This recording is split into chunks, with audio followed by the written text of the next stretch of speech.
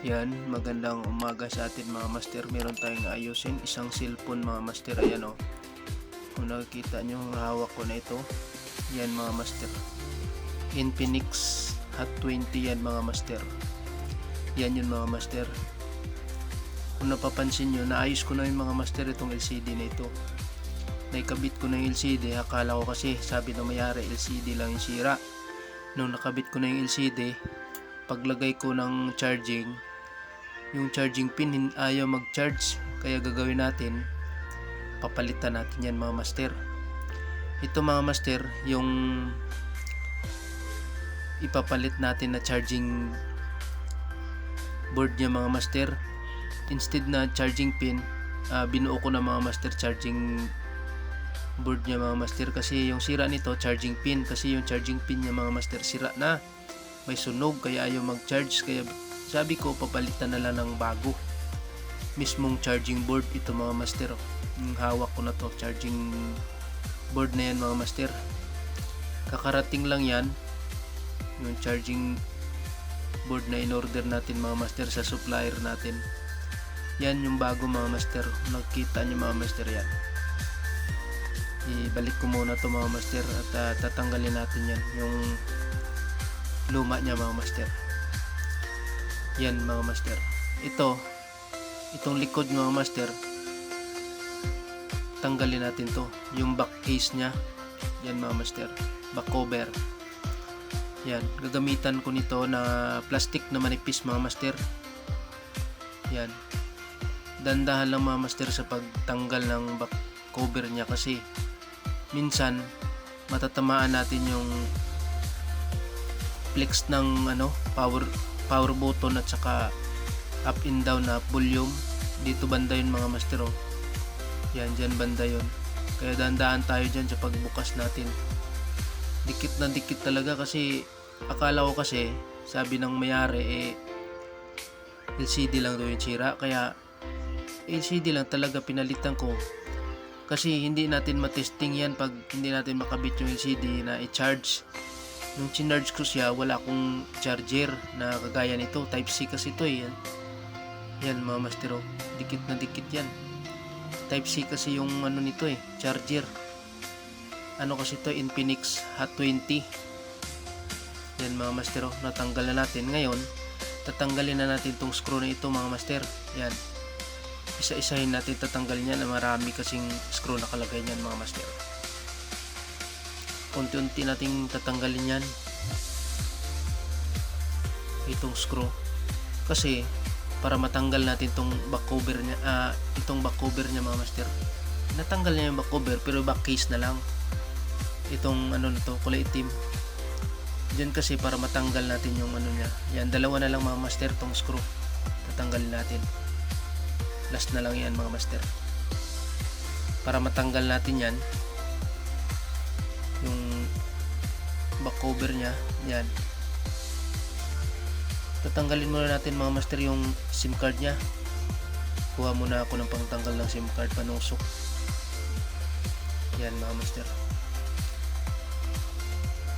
ito mga master yung gagamitin natin panusok sa SIM card. Yan, kasi para hindi masira yung SIM card natin, lagay na SIM card, housing SIM card natin, tanggalin natin to. Yan mga master, tabi muna natin yung SIM card na yan, kasi babalik natin mamaya yung pagkatapos. Sukitin nyo na lang ng kuko dito para matanggal nyo yung, dandahan lang yan, binigla natin yan, masisira yung nya, clip. May clip kasi yan mga master, kung nakikita nyo at naririnig nyo, lumalagatik yan mga master. Dandahan lang yan mga master. Yan mga master oh. Yan, dandahan lang natin yan mga master. Matigas dito sa kabila. Matigas kasi yan mga master eh. Yan oh. Nako, matigas talaga. May natira pa palang. Tatanggalin ulit natin yung screw. Yan oh. Tanggalin muna natin oh. Isang piraso. Yan mga master, natanggal na natin yan. Dahan-dahanin lang natin na tanggalin tong back case. Pag natanggal natin yan, Dahan-dahan lang. Ayan. Tanggalin muna natin to yung dikit niya sa flex ng power button. Dahan-dahanin lang mga master, kasi hindi natin mamalayan, masungkit natin yan, maputol, bili na naman tayo. Tapos sungkitin natin tong flex na ito, nakadikit, yan gamitan natin itong tools natin. Yan, tapos itabi muna natin yan. Tapos ito, yan mga master, yung charging board niya mga master, tanggalin natin to. Nakadikit papuntang LCD yan mga master. Tanggalin natin tong screw, isang piraso lang yung screw nito mga master. Yan mga master, tanggalin natin yan. Tapos sungkitin din natin itong wire na maliit, papuntang papuntang taas, galing speaker yan, papuntang speaker. Tapos sungkitin natin, angat yan mga master. Ito yung luma mga master, yan yung luma niya na charging board. Ito yung bago na ipapalit natin mga master. Parehas na parehas talaga yan mga master. Yan, parehas talaga yan. Ngayon mga master, tatanggalin natin itong itim na ito, kasi itong itim na ito protection to dito sa natin, sa charging board. Yan, ikakabit natin dito yan. Yan, kakabit natin dyan, ibalik natin pati yung dito sa may charging pin nya, tanggalin din natin sa luma, tapos lagay dito sa bago. Yan, kabit natin na maayos yan mga master. Protection kasi yan mga master, para yung charging pin natin o charging board natin sumikip siya at hindi siya basta-basta mapasok ng tubig. Yan mga master, lagay na natin. Yan, ito yung luma niya mga master. Subukan natin i-charge kung okay yung natin, charging board, kasi kulang charge to mga master. Yun mga master, okay yung natin, charging board mga master na kinuha sa supplier natin. Gagawin natin, ikakabit natin yan, kabit natin lahat para okay na. Yan mga master, yung back case nya, kakabit natin yan mga master. Yan, dahan-dahan lang mga master, may clip naman yan lalagatik naman yan pag ibalik natin mga master, dahan-dahan. Yan, paikot yan mga master. Tingnan nyo mga master na kung nakadikit siya, kung may awang siya, hindi siya nakadikit niyan, dapat ilapat mo yan mga master, kagaya niya yan, dapat nakalapat yan mga master. Yan, tapos tatanggalin natin to mga master, itong na to, tira-tira na pandikit mga master. Tanggalin natin, kagaya nito sa takip nito, ganun din tatanggalin din natin yan para bago na yung lalagay natin mga master na pandikit, para hindi tayo mahirapan. Yan yung back cover nya mga master. Ngayon natanggal na natin, kakabitan na natin to ng bagong pangdikit mga master. Ganito lang, unti-unti lang lalagay, ganyan lang mga master maglagay ng pandikit mga master. Yan, para lang to sa mga baguhan na gustong matuto, kagaya ko rin. Baguhan din ako dito nag-aaral pa lang ako nito mga master.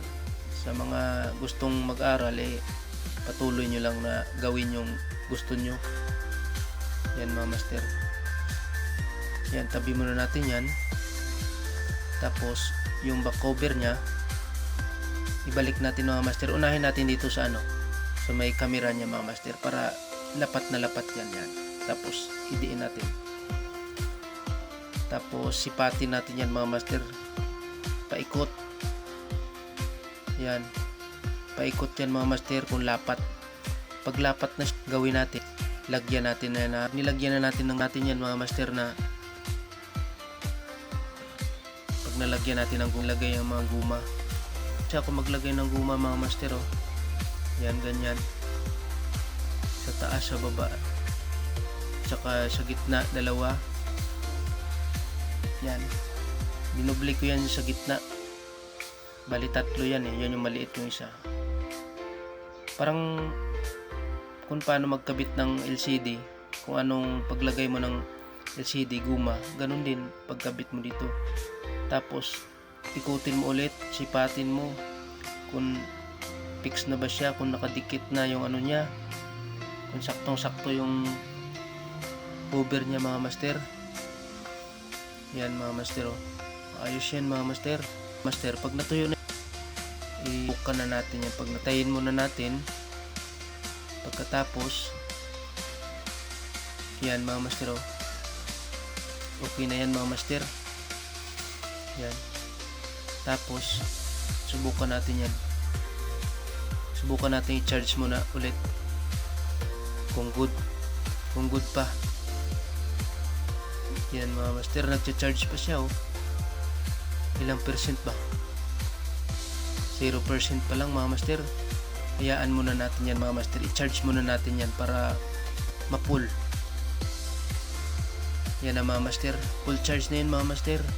Kung napapansin nyo, ayan na yung inayos natin, pati yung back case nya, back cover na ikabit na natin. Ngayon charge natin, tingnan natin kung full charge na talaga. Yan ang mga master, oh. Yun, nag-charge.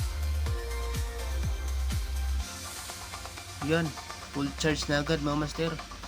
Full charge na yan kasi isang gabi ko sinarge yan kagabi mga master.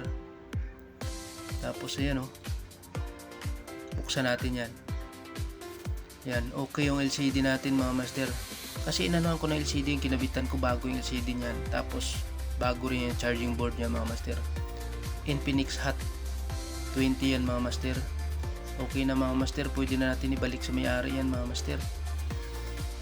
Mga master, maraming salamat mga master sa panonood at laging pagsuporta sa aking video na ito.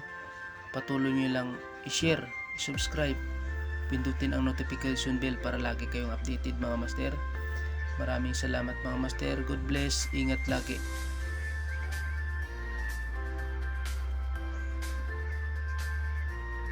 Tapos yan mga master, oh.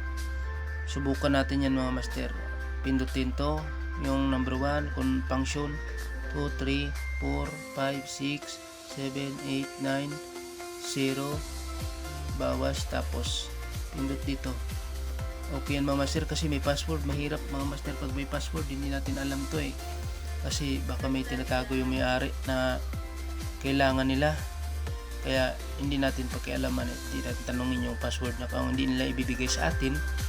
Huwag natin pilitin mga master. Yan, oh, 100% yan mga master, full charge yan mga master. Good na yan mga master, ayos na ayos yan mga master. Kasi hindi natin talaga mabuksan yan kasi hindi natin alam yung password niya mga master. I-off muna natin yan mga master para maibalik natin sa may-ari na siya mismo mag-open na full charge na mga master. Yan mga master, maraming salamat mga master. Papindot na lang ang notification bell para lagi kayong updated mga master sa ating mga panibagong video mga master. At paki-like na rin, subscribe, pa-share na rin ng ating video. Malaking tulong na rin yan mga master sa akin. Maraming salamat mga master.